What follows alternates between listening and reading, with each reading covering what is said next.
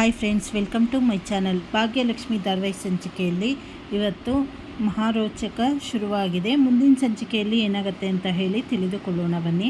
ಈ ಕಡೆ ಶ್ರೇಷ್ಠ ಬಂದು ಮದುವೆ ನಿಲ್ಲಿಸಿ ಅಂತ ಹೇಳಿ ಬರ್ತಾಳೆ. ಆಗ ತಾಂಡವ್ಗೆ ಶಾಕ್ ಆಗುತ್ತೆ, ಹಾಗೆ ಅಲ್ಲಿ ಕೂತಿರೋರಿಗೆಲ್ಲ ಶಾಕ್ ಆಗುತ್ತೆ.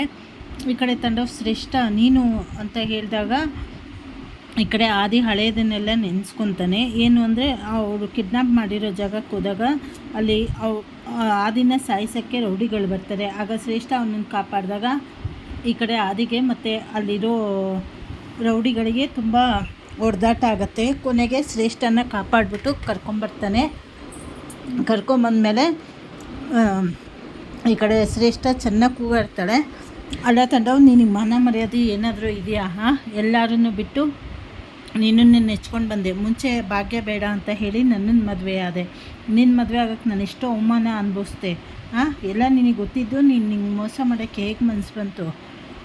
ನಿನಗೋಸ್ಕರ ಅಪ್ಪ ಅಮ್ಮನ ಬಿಟ್ಟೆ, ಜನಗಳ ಹತ್ರ ಕೆಟ್ಟದಾಗಿ ಉಗಿಸ್ಕೊಂಡೆ. ಆಗ ನೋಡಿದ್ರೆ ಭಾಗ್ಯನ ಬಿಟ್ಟು ನನ್ನ ಮದುವೆ ಮಾಡಿಕೊಂಡೆ. ಈಗ ನನ್ನ ಬಿಟ್ಟು ಮತ್ತೆ ಭಾಗ್ಯನ ಜೀವನನ ಹಾಳು ಮಾಡಬೇಕು ಅಂತ ಹೇಳಿ ಒದ್ದಾಡ್ತಾ ಇದೆಯಲ್ಲ, ಈ ನಾಟಕ ಆಡ್ತಾ ಇದೆಯಾ ಅಂತ ಹೇಳಿದಾಗ ಈ ಕಡೆ ಧರ್ಮವರು, ನೋಡಮ್ಮ ಶ್ರೇಷ್ಠ, ನೀನು ಸುಮ್ಮನೆ ಸುಳ್ಳು ಹೇಳಬೇಡ, ನೀನು ಬಿಟ್ಟಿದ್ದಾನೆ ಅಂತ ಹೇಳಿ ಅವನೀಗ ತುಂಬ ಬದಲಾಗಿದ್ದಾನೆ ಅಂತ ಹೇಳಿದಾಗ ಅವನು ಬದಲಾಗೂ ಇಲ್ಲ ಏನೂ ಇಲ್ಲ ಅಂತ ಹೇಳಿದಾಗ ಈ ಕಡೆ ಎಲ್ಲರೂ ಶಾಕ್ ಆಗುತ್ತೆ. ಏನು ಅಂತ ಹೇಳಿದಾಗ ಹೌದು, ನಾನು ತಾಯಿ ಆಗ್ತಾಯಿದ್ದು ಇವನು ಭಾಗ್ಯನ ಮದುವೆ ಮಾಡ್ಕೊಳಕ್ಕೆ ಹೋಗ್ತಾ ಇದ್ದಾನೆ ಅಂತ ಹೇಳಿದಾಗ ಸುಳ್ಳು ಹೇಳಬೇಡ. ಈ ಕಡೆ ಸುನಂದ ಅವರು ಕೂಗಾಡ್ತಾರೆ, ನಿನಗೆ ಮುಂಚೆನೇ ನನ್ನ ಅಳಿಯ ಸೊಸೆ ಮಗಳು ಒಂದಾಗೋದು ನಿನಗೆ ಇಷ್ಟ ಇಲ್ಲ, ಹಾಗಾಗಿ ಈ ರೀತಿ ಮಾತಾಡ್ತಾ ಇದೆಯಾ ಅಂದಾಗ ತನ್ವಿನೂ ಕೂಡ ಹೌದು ಪ್ರೆಗ್ನೆಂಟು ಅಂತ ಹೇಳಿ ಸುಳ್ಳಾಡ್ತಾ ಇದ್ದಾರಷ್ಟೇ. ಈ ಆಂಟಿ ಅಪ್ಪ ಅಮ್ಮನ ಮದುವೆ ತಡಿಬೇಕು ಅಂತಲೇ ಇಷ್ಟೆಲ್ಲ ಮಾತಾಡ್ತಾ ಇದ್ದಾರೆ ಅಂದಾಗ ಭಾಗ್ಯ ಹೇಳ್ತಾಳೆ, ಬಂಗಾರಿ ಬಾಯಿ ಮುಚ್ಕೊಂಡಿರು, ನೀನು ಯಾವುದೇ ಕಾರಣಕ್ಕೂ ಸುಮ್ಮನೆ ಮಾತಾಡಬೇಡ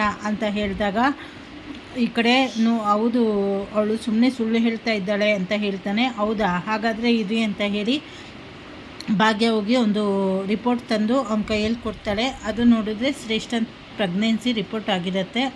ರಿಪೋರ್ಟ್ ಕೊಟ್ಟು ಹಳೇದು ನೆನೆಸ್ಕೊತಾಳೆ ಭಾಗ್ಯ. ಯಾಕೆ ಅಂದರೆ ಶ್ರೇಷ್ಠನ ಮನೆಗೆ ಬರ್ತಾಳೆ. ಶ್ರೇಷ್ಠ ಅದಕ್ಕಿಂತ ಮುಂಚೆ ಅಂತೂ ಇಂತೂ ನಾನು ತಾಯಿಯಾಗಿದ್ದೀನಿ, ತಾಂಡವ್ ನೋಡಿದ್ರೆ ನನ್ನ ಜೊತೆ ಇರೋದು ಬಿಟ್ಟು ಅವ್ರ ಮನೇಲಿ ಇದ್ದಾರೆ ಅಂತ ಹೇಳಿ ಅಂದ್ಕೊತಾ ಇರ್ತಾಳೆ. ಬೆಲ್ ಶಬ್ದ ಆದ ತಕ್ಷಣ ತಾಂಡವೇ ಬಂದಿರಬೇಕು ಅಂತ ಹೇಳಿ ಖುಷಿಯಿಂದ ಬಾಗಿಲು ತೆಗೆದಾಗ ಭಾಗ್ಯ ಬಂದಿರ್ತಾಳೆ. ಭಾಗ್ಯ ನೋಡಿಬಿಟ್ಟು ಗಾಬರಿ ಆಗುತ್ತೆ. ನೀನೇನು ಭಾಗ್ಯ ಇಲ್ಲಿ ಅಂತ ಹೇಳಿದಾಗ ನಾನು ನಿನ್ನ ಜೊತೆ ಮಾತಾಡಬೇಕು ಅಂತ ಹೇಳಿ ಬಂದಿದ್ದೀನಿ ಶ್ರೇಷ್ಠ ಅಂತ ಹೇಳಿ ಕೂತ್ಕೊಂಡು, ನೋಡು ನಾನು ಪಾರ್ಟ್ನಲ್ಲಿ ನಿಮ್ಮ ವಿಚಾರ ಎಲ್ಲ ಕೇಳಿಸ್ಕೊಂಡೆ ಅಂತ ಹೇಳಿದಾಗ ಈ ಕಡೆ ಶ್ರೇಷ್ಠನೇ ಗಾಬರಿ ಆಗುತ್ತೆ. ಅಯ್ಯೋ ಇವಳು ಮಾತು ಕೇಳಿಸ್ಕೊಂಡ್ಲ, ನಾನೇ ಏನಾರು ಹೇಳಿದ್ದೀನಿ, ನಿನ್ನಿಂದ ಅವಳಿಗೆ ವಿಚಾರ ಗೊತ್ತಾಯಿತು ಅಂತ ಹೇಳಿ ಈ ಕಡೆ ತಾಂಡವ್ ಕೂಗಾಡ್ತಾರಲ್ಲ ಅಂತ ಹೇಳಿ ಅಂದ್ಕೊತಾ ಇರ್ತಾಳೆ. ಆಗ ಭಾಗ್ಯ ಹೇಳ್ತಾಳೆ, ನೋಡು ನೀನು ತಾಯಿ ಆಗ್ತಾ ಇರೋದು ಖುಷಿ ವಿಚಾರ, ಆದರೆ ಈಗ ನಿನಗೆ ತಾಂಡವ್ ಜೊತೆ ಇರಬೇಕು ಅಂತ ಹೇಳಿ ಅನಿಸ್ತಾ ಇರುತ್ತೆ. ಅಷ್ಟಕ್ಕೂ ತಾಂಡವ್ ನನ್ನ ಜೊತೆ ನಾಟಕ ಆಡ್ತಾ ಇದ್ದಾರೆ ಅಂತಲೂ ಗೊತ್ತು, ಆದರೆ ಈಗ ಪರಿಸ್ಥಿತಿ ಕೈ ಮೀರಿ ಹೋಗಿದೆ.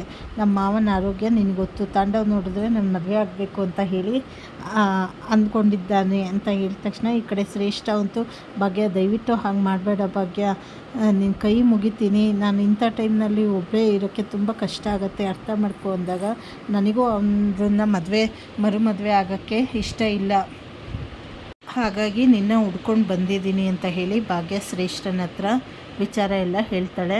ನೀನು ಏನು ಯೋಚನೆ ಮಾಡಬೇಡ ಶ್ರೇಷ್ಠ, ನಾನು ಯಾವುದೇ ಕಾರಣಕ್ಕೂ ತಾಂಡವನ ಮದುವೆ ಆಗಲ್ಲ, ತಾಂಡವ್ ಯಾವತ್ತಿದ್ರೂ ನಿನ್ನವನೇ ಅಂತ ಹೇಳಿ ಈ ಕಡೆ ಶ್ರೇಷ್ಠನಿಗೆ ಹೇಳಿದಾಗ ಭಾಗ್ಯ ನಿನ್ನಿಂದ ತುಂಬ ಉಪಕಾರ ಆಯಿತು, ನಾನು ನಿನಗೆ ಎಷ್ಟು ಅನ್ಯಾಯ ಮಾಡಿದ್ರು ನೀನು ನನ್ನ ಒಳ್ಳೆಯದಕ್ಕೆ ಇಷ್ಟೆಲ್ಲ ಮಾಡ್ತಾ ಇದೆಯಲ್ಲ ಅಂತ ಹೇಳಿ ಶ್ರೇಷ್ಠ ತನ್ನ ಹಳೆ ತಪ್ಪನ್ನೆಲ್ಲ ಒಪ್ಕೊಂಡು ಅವಳ ಹತ್ರ ಕ್ಷಮೆ ಕೂಡ ಕೇಳ್ತಾಳೆ. ಹಾಗೆ ಎಲ್ಲ ವಿಚಾರ ಹೇಳಿದಾಗ ಆದಿ ಅವನಿಗೆ ಕ್ವಶನ್ ಮಾಡ್ತಾನೆ, ಅಲ್ಲ ಪ್ರೀತಿ ಮದುವೆ ಆಗಿ ಶ್ರೇಷ್ಠನ ಅವಳನ್ನೇ ಕಿಡ್ನಾಪ್ ಮಾಡಿಸಿ ಸಾಯಿಸಕ್ಕೆ ನೋಡಿದೆಯಲ್ಲ, ನಿಮಗೆ ಮಾನ ಮರ್ಯಾದೆ ಇಲ್ವಾ ಅಂತ ಹೇಳಿದಾಗ ಈ ಕಡೆ ಭಾಗ್ಯ ಹೇಳ್ತಾಳೆ, ಮಾನ ಮರ್ಯಾದೆನ ಹಾಗಂದರೆ ಏನು ಅಂತಲೇ ಇವ್ರಿಗೆ ಗೊತ್ತಿಲ್ಲ ಬಿಡಿ, ಇವ್ರನ್ನೇನು ಕಮ್ಮಿ ಅಂತ ಹೇಳಿ ಅಂದ್ಕೊಬೇಡಿ, ಇವ್ರು ಬಂದಿದ್ದ ಉದ್ದೇಶನೇ ಬೇರೆ, ಆದರೆ ನನಗೆ ಮುಂಚೆಯಿಂದನೇ ಇವ್ರ ಬಗ್ಗೆ ಅನುಮಾನ ಇತ್ತು. ಇವರು ಆಡೋ ಥರ, ಇವರೊಬ್ಬರೇ ಇದ್ದಾಗ ಒಂಥರ ಆಡೋದು, ಎಲ್ಲರೂ ಇದ್ದಾಗ ಒಂಥರ ಆಡೋದು ನೋಡಿಬಿಟ್ಟೆ ನನಗೆ ಅನುಮಾನ ಬಂದಿತ್ತು. ಆದರೆ ಅವತ್ತೇ ಹೇಳೋಣ ಅಂದ್ಕೊಂಡೆ, ನನ್ನ ಹತ್ರ ಸಾಕ್ಷಿ ಆಧಾರ ಏನಿರಲಿಲ್ಲ, ಆದರೆ ಇವತ್ತು ಎಲ್ಲ ಸಾಕ್ಷಿಗಳು ಸಿಕ್ಕಿದೆ. ಹಾಗಾಗಿ ಎಲ್ಲರ ಮುಂದೆ ಮಾತಾಡ್ತಾ ಇದ್ದೀನಿ. ಮಾವ, ನೀವೇನು ಅಂದ್ಕೊಂಡ್ರಿ ಇವ್ರು ಬದಲಾಗಿದ್ದಾರೆ ಅಂತಲೇ? ಇವ್ರು ಯಾವತ್ತೂ ಬದಲಾಗಿಲ್ಲ. ಅಷ್ಟಕ್ಕೂ ನಾವು ಒಂದು ಸತಿ ಸೂರ್ಯವಂಶ ಮೆನ್ಷನ್ನಿಗೆ ಹೋದಾಗ ಇವರು ನನ್ನ ಚಿತ್ರನೇ ಸುಟ್ಟಾಕಿದ್ರು. ಅವತ್ತೇ ನನಗೆ ಅನುಮಾನ ಬಂತು ಇವ್ರ ಬಗ್ಗೆ ಅಂತ ಹೇಳಿದಾಗ ಎಲ್ಲ ಸತ್ಯಗಳನ್ನು ಹೇಳ್ತಾಳೆ. ಆಗ ಧರ್ಮ ಅವರು ನಿನಗೆ ಅಲ್ಲ, ನಾವು ಇಷ್ಟು ನಂಬಿದ್ದೆ, ಈ ರೀತಿ ಮೋಸ ಮಾಡ್ತೀಯಲ್ಲ, ನಿಂಗೆ ನಾಚಿಕೆ ಮಾನ ಮರ್ಯಾದೆ ಏನಿಲ್ವಾ ಅಂತ ಹೇಳಿದಾಗ ಭಾಗ್ಯ ಹೇಳ್ತಾಳೆ, ಅವರು ನಾವು ನಂಬಲಿ ಅಂತಲೇ ಇಷ್ಟೆಲ್ಲ ಮಾಡಿದ್ದು ಮಾವ ಅಂತ ಹೇಳ್ತಾಳೆ. ಆಗ ಮತ್ತೆ ಮುಂದಿನ ಸಂಚಿಕೆಗಳಲ್ಲಿ ಭಾಗ್ಯ ಎಲ್ಲ ಅವನಿಗೆ ಚೆನ್ನಾಗಿ ಬೈತಾ ಇರಬೇಕಾದ್ರೆ ಏಯ್ ಅಂತ ಹೇಳಿ ಕೂಗಾಡಕ್ಕೆ ಹೋದಾಗ, ಅಯ್ಯೋ ಇದೇನಿದು ಕೂಗಾಡ್ತಾ ಇದ್ದೀರಾ, ನೀವಿನ್ನೂ ಒಳ್ಳೆ ಮುಖ ಹಾಕ್ಕೊಂಡು ಇರೋರು, ಇನ್ನು ಆ ಪಾತ್ರದಲ್ಲೇ ಇದ್ದೀರಾ, ಆಗಲೇ ಹೊರಗಡೆ ಬರ್ತಾ ಇದ್ದೀರಲ್ಲ ಅಂತ ಹೇಳಿ ಹಂಗಿಸ್ತಾಳೆ. ಎಲ್ಲರ ಮುಂದೇನೂ ನಿಮ್ಮ ಬಣ್ಣ ಬಯಲು ಮಾಡಬೇಕು ಅಂತಲೇ ಕಾಯ್ತಾ ಇದ್ದೀನಿ, ಹಾಗೆ ಬಯಲು ಮಾಡೇ ಮಾಡ್ತೀನಿ ಅಂತ ಹೇಳಿ ಈ ಕಡೆ ಭಾಗ್ಯ ಹೇಳ್ತಾಳೆ. ಇನ್ನು ಮುಂದಿನ ಸಂಚಿಕೆಗಳಲ್ಲಿ ಏನೇನು ಮಹತ್ತಿರುವ ತೆಗೆದುಕೊಳ್ಳುತ್ತೆ ಮುಂದೆ ತಿಳಿದುಕೊಳ್ಳೋಣ. ಹೊಸದಾಗಿ ಯಾರು ಚಾನಲ್ ನೋಡ್ತಾ ಲೈಕ್ ಮಾಡಿ, ಶೇರ್ ಮಾಡಿ. ಧನ್ಯವಾದಗಳು.